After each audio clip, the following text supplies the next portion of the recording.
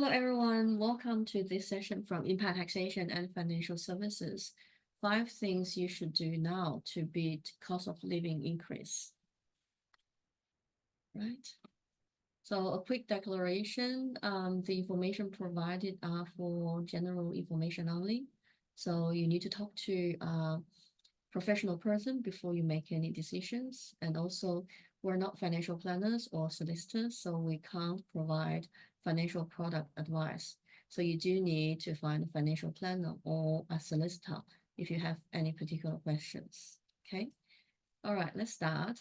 So 5 things you got to do now. Okay, the cost of living is increasing so quickly, especially in the last couple of years. So the first thing you want to do is prepare a household budget. Okay, and stick to it and also track your expenses. So this is really important. We actually have online template you can use. So once you get to our website, you can go to client resources. Okay. My internet is a bit slow today. Okay, we're here now. So once we're here, find this household budget and expense tracking, and then you can click into it, and the file is here for you to download. And to save our time, I have a copy opened right here. So this is the file. So once you're here, in the budget section, you need to fill in your household budget, income, and all expenses. And then in expense details, you can actually select all your actual expenses, okay, from the drop-down list, and then you can select a subcategory for each one as well. So once you do that, okay, if I show you one example, household bills, okay, let's say household rates, and then you paid 350, for example, and then you can actually see it in the trend. Okay, so okay, then there will be oh, I need to put in the date. So let's say, okay, then it's going to show up in the expense trend. So you can actually see it in the final chart. Okay, the table, little table here. And then after you update everything, there will be a comparison to show you, okay, what was your budget, what's the actual for all the expenses, and then you can actually compare, okay, where you have spent over budget. So use this one, it's going to help you to monitor your budget and expenses, okay? And so that's really important. All right, and then also when you are doing your budget and expense tracking file, focus on what you would like to achieve with your financial goals. So if you have a goal to purchase your first property in the next, say, 3 years, and then you want to save up with the down payment, okay, what if you reduce smoking? How much more you can save, reduce or quit smoking, okay, to give yourself some incentive, okay, to reduce your budget. You probably get healthier as well if you quit smoking. All right. Okay, so make sure you keep a budget. Okay, next thing, maximize tax savings. So a lot of people don't realize when they look at electricity bills, water bills, they're increasing so quickly. But do you know that the average household in Australia, we actually pay more than 1/4 of gross income as tax? Okay, and then if we look at the amount, it's roughly $33,000 every household that's actually paying for tax. Okay, so then it's a huge bill. This is why we should take a serious look at the tax bill. Okay, so things we should consider, ways to maximize deductions. Okay, we actually have many different YouTube sessions here to give you some tips how to maximize deductions. For our clients, we have every year we have a return template for them to follow so that they won't forget anything. Okay, that's really important. And then you can shift income deductions to different years, potentially to pay less tax. So this year is actually quite important. So before June 30, you need to have a serious look of your income and expenses for this year, because from 1st of July, your tax rates will be different after the stage 3 tax cuts. Okay, so that's quite important. And then also you want to use a best structure for business and investments. We'll have a look a bit later. All right. And then on our YouTube channel, you can actually see many different topics. That's actually different things you need to look at. All right. So check out our YouTube channel. So you can just simply go to, if you search by YouTube, okay, you can actually search by our name, but Impact Taxation Financial Services. You can actually find all our videos here, right? And okay, next one. So pay down your debts based on interest rates. So sometimes people will say pay down your debts as soon as possible, but you actually need to have a look at what type of debts they are and what's the cost for you. Okay, so the reason why we mentioned that you need to pay down your debts as soon as possible if there are more than the general return on investment. So say for an example, for credit card debts, they're normally quite costly, quite high. Car loan, okay, high interest rate personal loans, for example. Okay, and then for the interest rate or on the debts or loan, that the interest rate is actually lower than the return on investment. So say, for example, loan on rental property, low interest business loan, loans like that, they're actually more ideal. You might want to maximize those loans to increase your future investment. Okay, because investment is actually the best way to beat inflation. Of course, you need to invest carefully. So choose financial products carefully. You might need a financial planner to help you. Yeah, if you need a good one, we can refer you one to help you. But when you think about it, inflation is basically increase on the cost of basic items. If you can invest on something that can actually give you a return that's higher than inflation, then that's a very good way to beat inflation. That's why sometimes people will invest on gold, right? Because the value will keep increasing, because this doesn't matter how inflation will change, the gold value will keep increasing. So it's a good investment. Okay, so we listed some examples here. So for credit card debt at 13%, okay, you should pay down as soon as possible with surplus cash.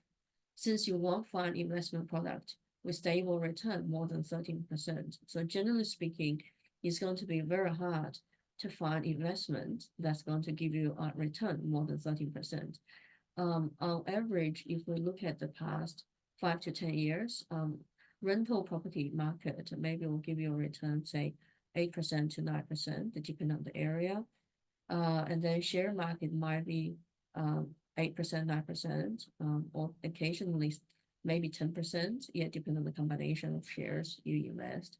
So that's actually quite important. Okay, pay down the loans or debts that's really high. Okay, and then if you have a rental property loan at 6%, say for example, but the return on the property is 9% each year, yeah, based on the history. Of course, history might not be a good reflection of the future, but it could be a reference, okay, a reference point. So that means if the trend will continue in the future, if you receive 9% increase every year, that means you are actually using the bank's money to earn your own money. Okay, you're earning 3% difference every year.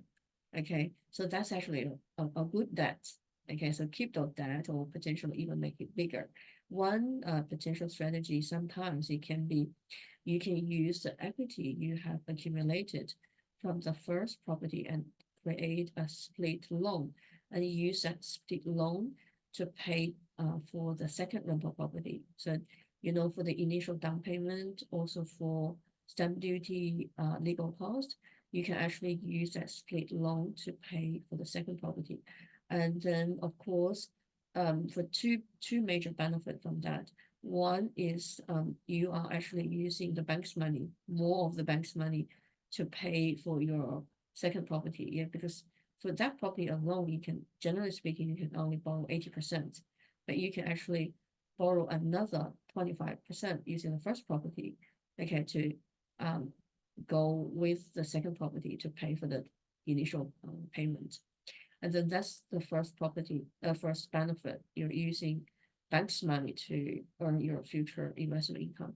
Second major benefit is tax saving. Okay, so basically you're going to have a bigger loan balance. Okay, and then so say for some really smart investors, the property could be 1 million, but they can actually claim interest 1.05 million dollars. Okay, so not only on 80% of the property, they're actually claiming more than 100% of the property balance, as a loan balance to claim on the interest as a deduction. Okay, so make sure you pay down your debt based on interest rate, paying down them from the highest interest debts. Okay, and then if they're closer or below the average return on investment, then those loans are actually good debts. Okay, you should keep them and maximize them for your own investment. All right. So number 4, reinvest surplus cash based on your financial goals. So after paying high interest debts, you should find best investment product and invest all surplus cash based on your financial goals. Okay, surplus cash means that you might have cash left over after you have paid down the high interest debts. Okay, so you might still have rental property loan, but they're actually good debts because they're below the average return on investments. Okay, so examples here, you would like to purchase your first house in 5 years' time and are saving for it. You might want to invest the cash in a 5-year term deposit or government bonds for 5 years. So their term deposit or bonds, they're safe, generally speaking, when you look at the risk, they're actually low risk investments. Okay, so if you have a short term goal, and you should maybe invest on something like something safer. Okay, and then second example here, your main goal might be to save more for future retirement. You might want to maximize your contribution and also take advantage of tax benefits on the contributions. Okay, because it's a long-term investment. And with super contribution, once you contribute to the super fund, you can't, generally speaking, you can't get out until you retire. So they will be invested on long-term investments, okay, for future retirement. So that's just some examples. But of course, what investment product will be the best for you? You still need to find a financial planner. Yeah, talk to them. But the whole idea is you should keep active investment. You diligently invest your surplus cash so that you can beat inflation. All right. Okay, number 5, choose the best business or investment structure. This is very important for tax saving. So business or investment structures is actually not only important for tax saving, but also for asset protection, especially for business people or people are concerned about future family breakdowns, or for parents when they want to pass asset to their children. Yeah, they need to be very careful. Okay, and then so the investment or business, you should consider, okay, if you purchase a rental property, actually before you purchase, you should decide, okay, what's going to be the rental income or rental profit from year to year, what's going to be the rough capital gain in the future, okay, if you have a planned sales year, and then based on that information, how should you split ownership? Okay, this is important, especially when you have a couple, one, maybe husband is earning a lot more income than the wife, then they belong to different tax brackets. Then you need to understand, okay, what's going to be the tax impact on income tax and future capital gains tax when you allocate different ownership percentage to different family members. Okay, and then also second question you could ask yourself: should you utilize a family trust structure to minimize tax? Yeah, family structure is actually a very complicated structure. Yeah, you need to consider how many family members, eligible family members you have in Australia. Okay, and then how should you plan for the future? Okay, and then how you can utilize the capital gain streaming and potentially even add another structure to it. Okay, sometimes we have clients who got maybe a family trust with corporate beneficiary or bucket company to cap the family income or marginal tax to 30%. Okay, or sometimes maybe there will be a company structure on the top, and then have the family trust, having the ownership of the company as the shareholder. Okay, so many different, they're more complex, but they do provide more powerful tax savings for businesses and investment. Yeah, especially for family group. Okay, and then also again on our YouTube channel, you can actually find many other YouTube sessions we had before. Okay, so make sure you find a topic you're interested and then watch them. If you have any questions, let us know. All right. Okay, so here is actually we have adapted this chart from a power planning clients. So for our power planning product, we mainly combine basically all different strategies. Okay, super contribution, and then we get clients to do a budget, have a look at where they can improve on the budget, and then how much surplus cash they can have, what type of debts they have, how they should pay back, and then are there any opportunities for them to save tax, and then what if they invest their surplus cash in different investment markets? Yeah, and then what's going to happen, or if they change, we help them to change the family structure altogether. So when they combine all different structures, it can be quite powerful. Yeah, so for this particular client, on the top, yeah, if they don't have any strategy, they only have their net asset to last until they're about 84, especially a couple. Yeah, and then if they do have or combine all different strategies, even when they're 98, yeah, it's still an upward trend, still increasing on their net assets. So they're never going to spend or finish spending all their net assets. So of course, this is the ultimate way to beat inflation. You have to, combine all different tax strategies, investment strategies, so that your net asset will keep increasing, okay, instead of decreasing. Yeah, so that you are going to be always be ahead of inflation. Yeah, inflation might be 3, 4, or 5%, but the increase, including all your savings, is going to be 9, 10% or more, okay, including tax savings as well. Then of course you will beat inflation. All right. Okay. So then that's everything for the presentation. Just a brief introduction about myself. CPA, RTA, founding member of SUPEPA, and Master of Commerce from Sydney Uni in accounting, and Master of Financial Planning from Griffith University. Yeah, I'm also a certified Xero advisor. Okay, my contact details are here if you have any questions about this presentation. And then here is also our website, our contact details. All right, that's everything for this session. Thank you for joining us. I'll talk to you in our next session.